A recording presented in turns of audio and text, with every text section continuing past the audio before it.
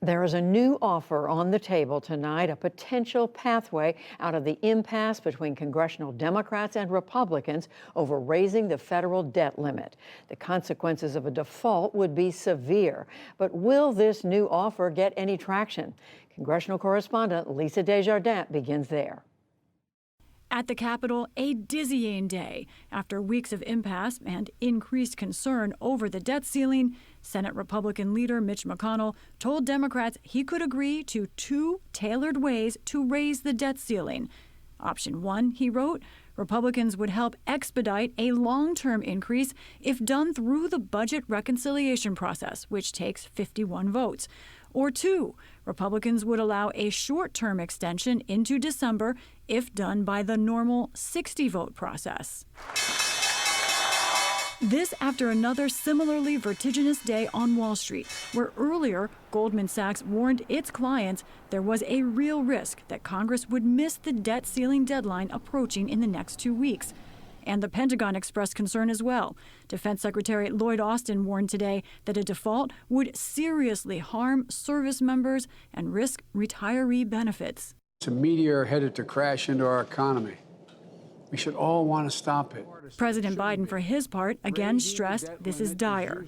Meeting with banking and other business leaders, he laid out a worst-case scenario. Social Security benefits will stop.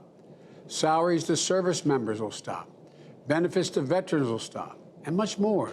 But the focus today was on McConnell and Democratic Senate leader Chuck Schumer. While they negotiated in the afternoon in private, publicly in the morning, the rhetoric had been barbed. Even now, while the Democratic leader complains that he's short on time, he continues to waste time with partisan stunts that are dead on arrival.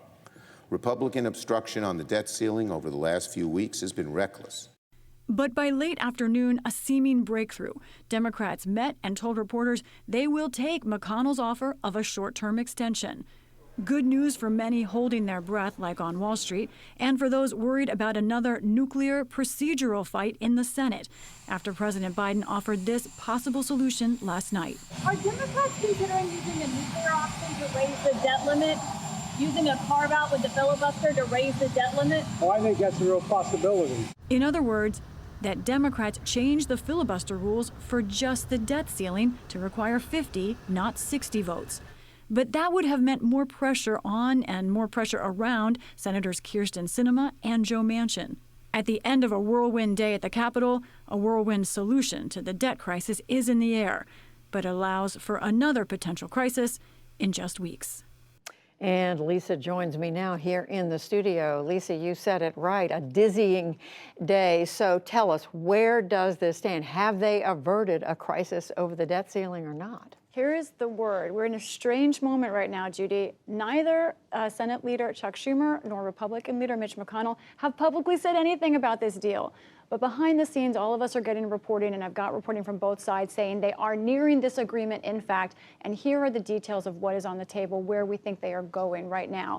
So let's look at this. This is the deal that Senator McConnell proposed. It would set a specific dollar amount for the debt ceiling to reach, and that dollar amount would also coincide roughly with some time in December. So essentially, it would give about a month or two, a little over a month, 2 months of grace period here. And then important to this is that under this deal, it would require 60 votes in the Senate. It would be that sort of normal process where a filibuster would be allowed, which means, of course, that 10 Republicans would be needed. Speaking to Republicans in all corners of the party in the Senate, they believe that will be possible. That essentially, Senator McConnell has given them the ability to do this by saying it's a temporary deal only. Of course, what this also means is that this entire debt ceiling fight would be kicked down the curb just till December.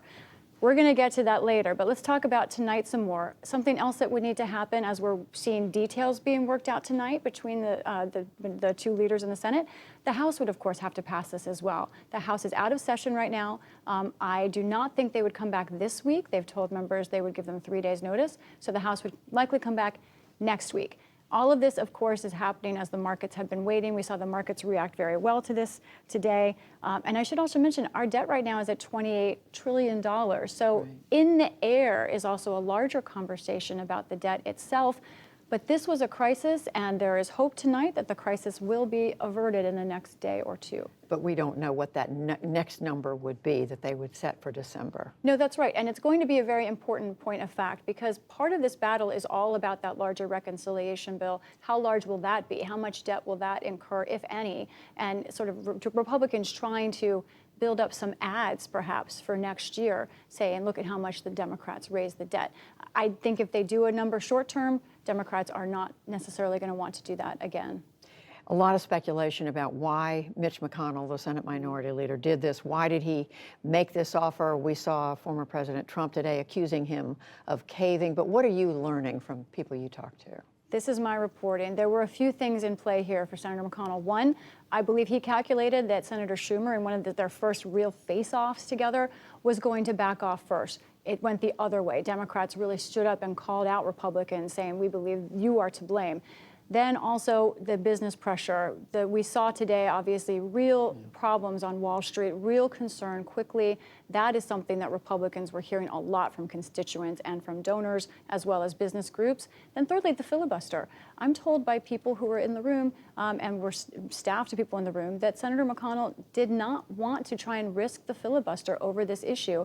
He was worried that could open up other issues, perhaps voting rights, something that he's concerned about. If Senators Manchin and Sinema broke on this, maybe they would break on other things as well. These rules that they have in the Senate. So, Lisa, you just mentioned this reconciliation bill, this larger so-called social spending bill that the president is negotiating right now. The Build Back Better bill is another name for it. What do we know about where that stands? We keep hearing there have been some coming together.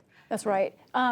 It is, in fact, the case that now Democrats are circling around that $2 trillion number, some a bit higher, like $2.5 trillion, some a bit lower, like Senator Manchin, $1.5 trillion. But speaking even on the record today to senators like Debbie Stabenow, who's in leadership, she's committee chairperson, she told me that despite what Joe Manchin has been saying, she does think it is around that higher end of 2 to 2.3 trillion.